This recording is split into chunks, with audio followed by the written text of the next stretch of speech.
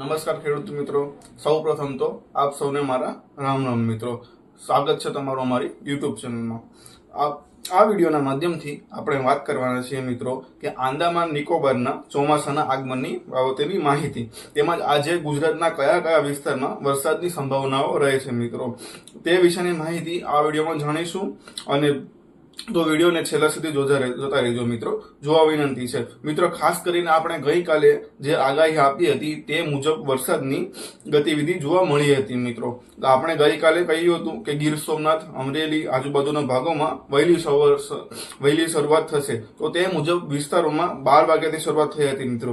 ત્યારબાદ વધુ શક્યતાઓ આપણે જુનાગઢથી લઈને સુરેન્દ્રનગર વચ્ચેનો જે પટ્ટો છે તેમાં દેખાઈ રહી હતી મિત્રો. તે મુજબ તે ભાગોમાં જોરદાર વરસાદ જોવા મળ્યો હતો. ત્યારે ખાસ કરીને દક્ષિણ ગુજરાતના ભાગોની વાત કરીએ તો મિત્રો, ગતિવિધિ જે બોર્ડર કાંઠાના એમપી બોર્ડર કાંઠાના ભાગો છે તેમાં દેખાતી હતી. તો જ્યાં પણ જોરદાર વરસાદ જોવા મળી રહ્યો હતો ત્યાં ખાસ કરીને આજના વરસાદના વિસ્તાર વિશે વાત કરીએ તો આજે 13 મેના રોજ હવામાન વિભાગ સત્તાવાર રીતે ચોમાસાનું આંદામાન નિકોબાર ભાગો અને બંગાળની ખાડીના અમુક ભાગોમાં આગમન થશે તે બાબતની સત્તાવાર રીતે જાહેરાત કરશે. એટલે આખરે 2025 ચોમાસાનું જે ચોમાસું રેખા છે તે આજથી આગળ વધવાની શરૂઆત થઈ રહી છે મિત્રો.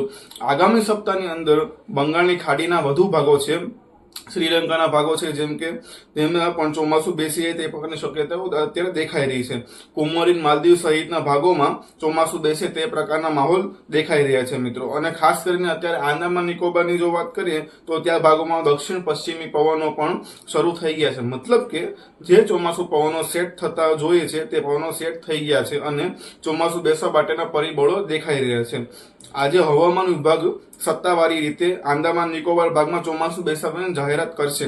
તો ખાસ કરીને આજના વરસાદ વિશે ટૂંકમાં માહિતી જો દઉં તો દક્ષિણ ગુજરાતના ભાગોમાં આજે ખાસ કરીને ડાંગ, આખવા, સાપુતારા, સુબિરાજુ બાજુનો જે ભાગ છે ત્યાં છૂટો છવાયો અણુ મધ્યમ વરસાદ જોવા મળી રહ્યો છે. બાકીના દક્ષિણ ગુજરાતના ભાગોમાં અમુક સીમ વિસ્તારમાં વાદળછાયું વાતાવરણ જોવા મળે, બાકી ખાસ સંભાવનાઓ તો દેખાતી નથી. સૌરાષ્ટ્રની જો વાત કરીએ મિત્રો તો સૌરાષ્ટ્રના ભાગમાં જોખમ ઓછું દેખાઈ રહ્યું છે, પરંતુ ખાસ કરીને રાજકોટ જિલ્લાના ભાગો જે છે તેમાં સુરેન્દ્રનગર જિલ્લાના ભાગો છે, ભાગોમાં અથવા બોટાદ આજુબાજુનો ભાગ છે, આ જિલ્લાઓમાં થોડું જોખમ ઓછું દેખાઈ રહ્યું છે. અને આ ભાગોમાં ક્યાંક ને ક્યાંક છૂટો છવાયો વરસાદ વરસી રહ્યો છે, જે રાહત મળે તે પ્રકારની સંભાવનાઓ દેખાઈ રહી છે. કાંઠા વિસ્તારમાં જુનાગઢ અને ગીર સોમનાથ જિલ્લાના ક્યાંક છૂટો વરસાદ વરસી રહ્યો છે. મધ્યમ પૂર્વ ગુજરાતના ભાગોની વાત કરીએ તો એમાં આપણે ખાસ જોખમ દેખાતું નથી, પરંતુ મધ્યમ ગુજરાતમાં ખૂબ સીમિત વિસ્તારમાં એક વરસાદની ગતિવિધિને બાદ કરતા એકંદરે બીજો ભાગ છે તેમાં ખાસ કોઈ જોખમ જણાતું નથી. તો ઉત્તર ગુજરાતના ભાગોની વાત કરીએ મિત્રો તો ઉત્તર ગુજરાતમાં જેમ કે અરવલ્લી, મોડાસા આજુબાજુનો જે ભાગ છે, હિંમતનગર આજુબાજુનો ભાગ છે, આ ભાગમાં થોડું જોખમ દેખાઈ રહ્યું છે, કેમ કે ત્યાં છૂટા છવાયા વિસ્તારોમાં બાકી કોઈ ખાસ કોઈ ઉત્તર ભાગોમાં કોઈ પણ જોખમ દેખાતો નથી. આ વચ્ચેના ભાગોમાં કોઈ પણ સંભાવના દેખાતી નથી મિત્રો. તો એકંદરે જે વિસ્તાર જણાવ્યો છે તેમાં છૂટો છવાયો વરસાદ માહોલ જોવા મળે અને બાદ કરતા જે વરસાદોની ગતિવિધિ ખૂબ જ ઘટતી છે, એટલે ગઈકાલે વિસ્તાર હતા તેના કરતા ખૂબ જ ઘરકામ ઘટાડો થઈ રહે છે મિત્રો. નમસ્કાર મિત્રો, આજના સમાચાર અહીંયા પૂરા થાય છે.